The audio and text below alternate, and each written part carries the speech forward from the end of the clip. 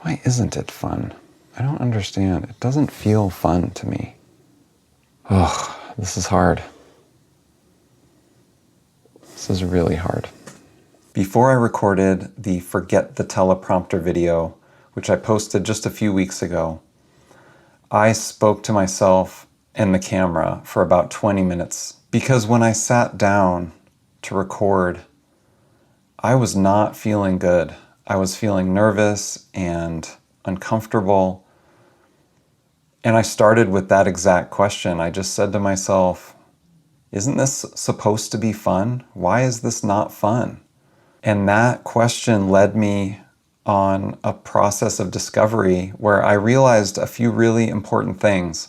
And I'm going to share those things in this video, or rather, the past me is going to share those things because I'm going to play actual clips from that little thinking session that I had right before I recorded the teleprompter video. This is going to be a little bit different than my other videos, and it's a little bit vulnerable for me and a little bit challenging because you're going to see me thinking and processing and feeling in real time. But I think there's something really valuable in that, so I'm really excited to share it with you. Hello, I'm Isaac, and this is Deep by Design. Let's get into it. Why isn't it fun? I don't understand. It doesn't feel fun to me. The original idea was, part of it was to have fun with it. It's a creative outlet. It's a way to express myself. But then I have to become someone I'm not. Because who wants to see me? That's a good one. I need to write that down. This is how you get through it. You really sense into where the fear is and what it's about. I feel like I have to be someone I'm not. Because who would want to see me? Ooh, that cuts me to the bone just reading that. That hurts. That hurts.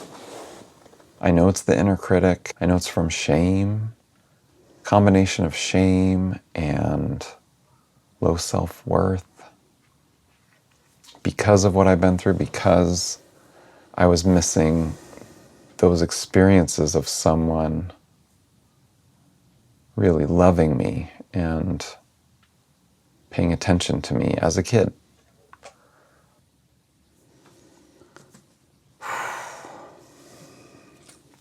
Oh, who would want to see me?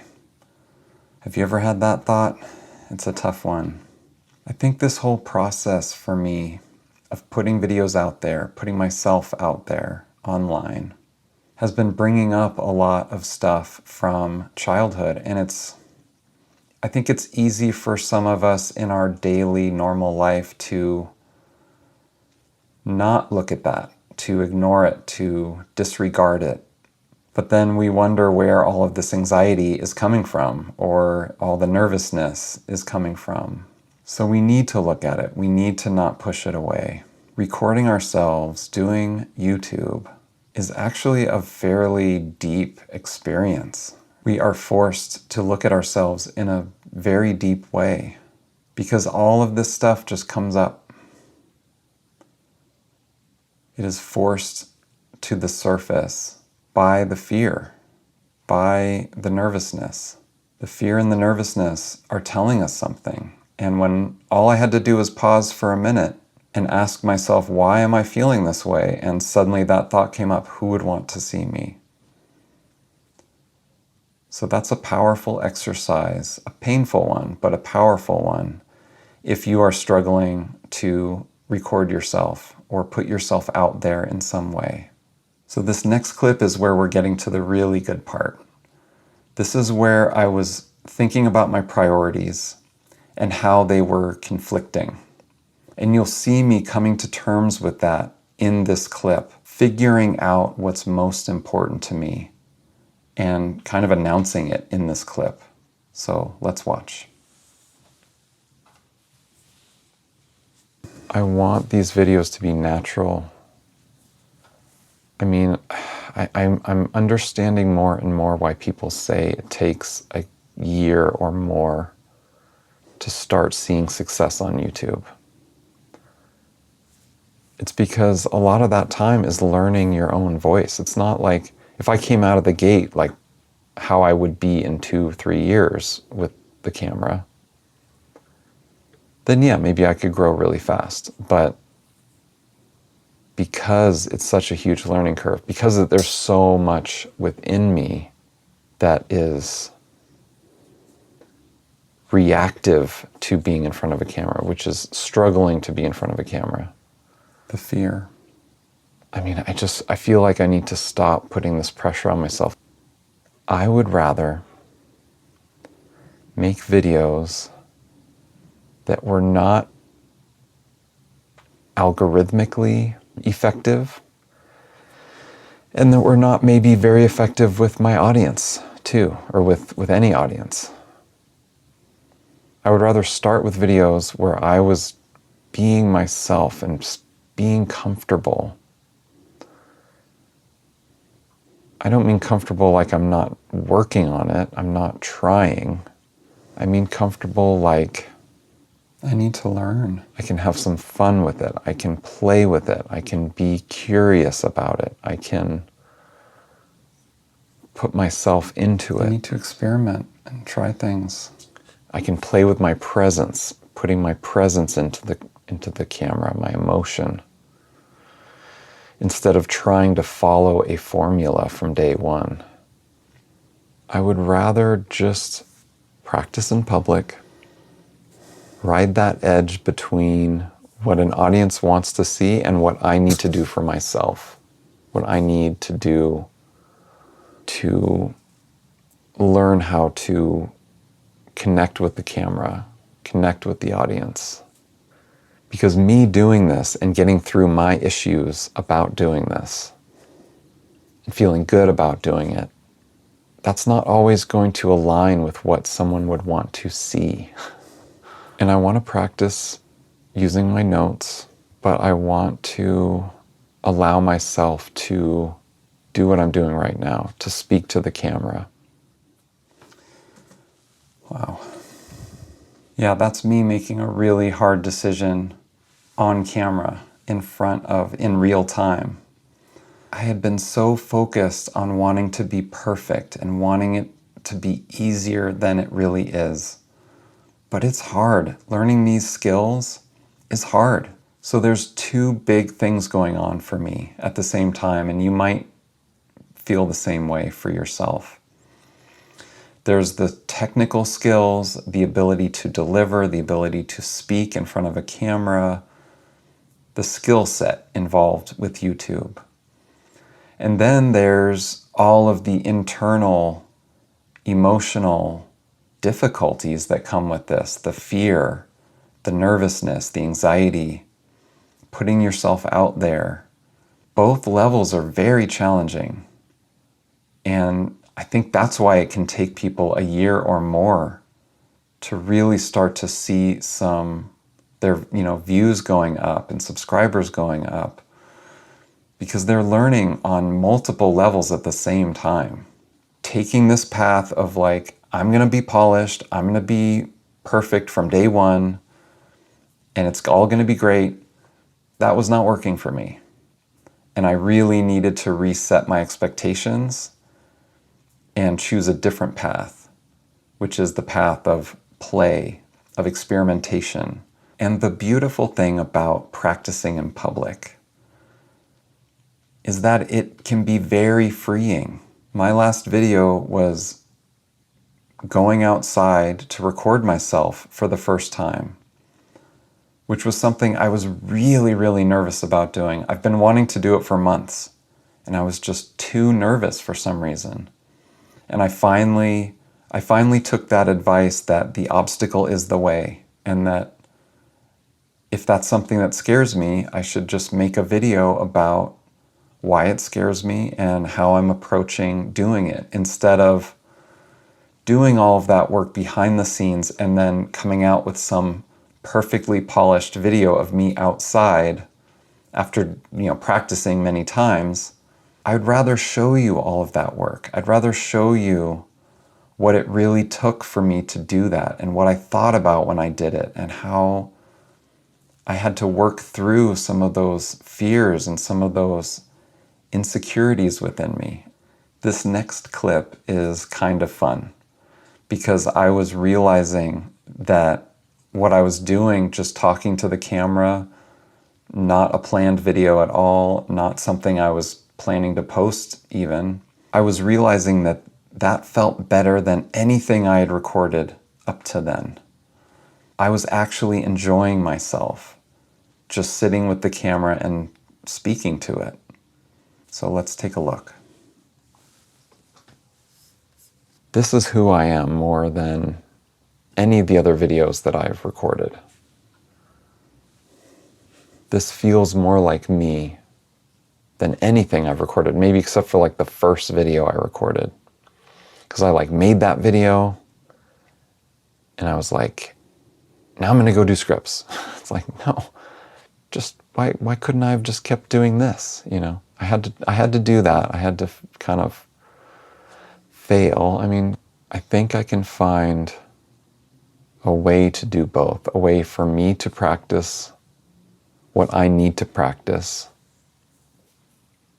along with still creating videos. I'm making videos for people with complex trauma. And people with complex trauma, like me, we struggle with things that other people don't struggle with. One of them is being in front of a camera. Because somehow when I look at the camera, I take all of my worst fears, all of the thoughts that my outer critic says about how other people are going to judge me, and I put them in the camera.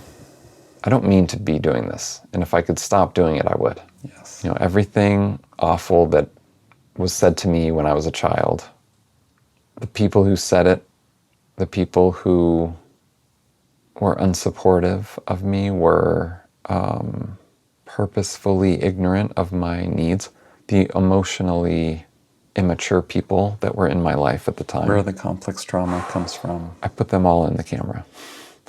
There's a lot going into that camera that's not just, it's not just a little plastic box with some glass and some tech.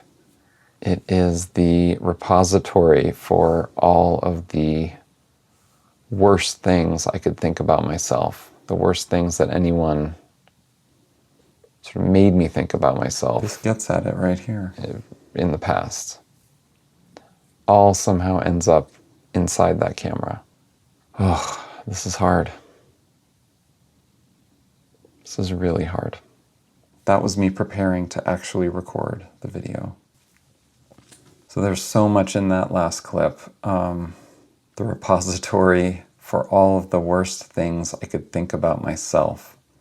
The worst things that anyone made me think about me in the past. Oof, that is powerful. And I guess they call that projection in psychology, but do you know that feeling? Do you ever feel that way when you look at the camera? You think of either the people that would judge you, or you just have the sort of the thoughts, the judgments in your own head, or the fear of those judgments. And it doesn't have to be this way. That's what I'm helping people with. That's what this channel is about. It's about, in part, creating a new relationship with the camera. Because all of that projection, all of those things that I'm putting into the camera, that can be shifted, that can be changed. The more time we spend with the camera, the more that relationship changes. I want to try that a little bit with the camera as well, just to have it on more often so that the meaning of it becomes less. I feel less inhibited. I feel less of that projection of all those judgments because it's just on more often. And I just get used to it being on. I'm also trying to post more videos for that same reason, because the more I post, the less each particular video means to me, and the less sort of tied up in that, like my identity is less tied up in each video when I'm just posting so many of them. Anyway, that's the idea. We'll see if it actually works, and I'll talk more about that in the future and let you know if it actually worked. One other thing I said in that clip was that I needed to fail. And I really didn't fail. I think the videos I created with the teleprompter are fine. There's nothing wrong with them. Some people really liked them. I've gotten some really nice comments on some of them. They just didn't feel true to me. Maybe they are true, but just not in the way that I want them to be. Not in the way I want my future videos to feel. So think about in your own life, in your own experience, if there are times when maybe you're not failing, but you're not happy with how things are, to the point where you're willing to try something new.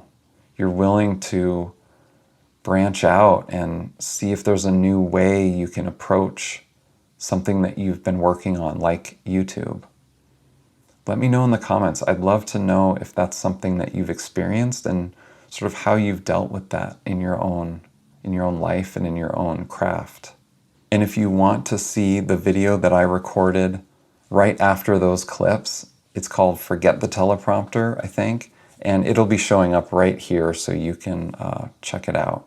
Thank you so much for watching. This was really interesting for me, a little bit vulnerable, a little bit exciting.